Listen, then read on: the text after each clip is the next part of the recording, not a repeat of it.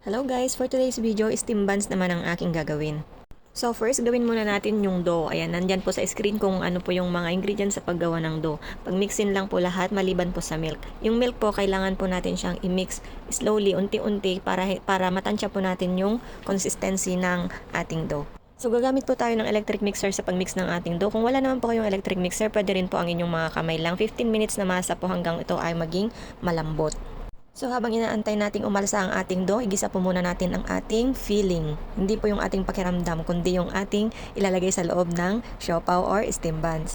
Chicken po ang aking ipapalaman sa aking siopaw. So, igisa ko lang po yung manok ng sibuyas. Lagyan ko lang po ng oyster sauce, white pepper, at saka dark soy sauce, light soy sauce, mga pampalasa, at saka konting asukal lang po. Pwede rin po kayong maglagay ng barbecue sauce. Kung wala naman po kayong barbecue sauce, okay lang po. So, after 1 hour, okay na yung dough natin. Pwede na po natin siyang i-mold. Ayan, masamasahin lang po natin konti hanggang sa maging soft po siya.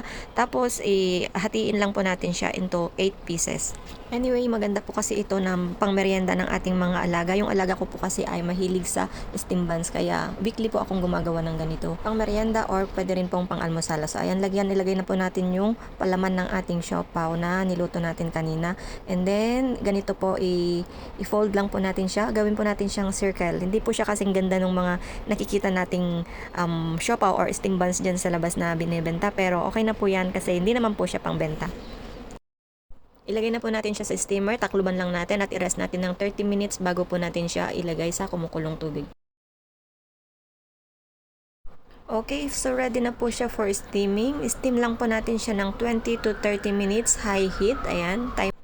After 20 to 30 minutes, turn off the fire at saka i-rest lang po natin siya ng 5 minutes bago natin siya buksan. And then, pagkatapos, ayan na po siya.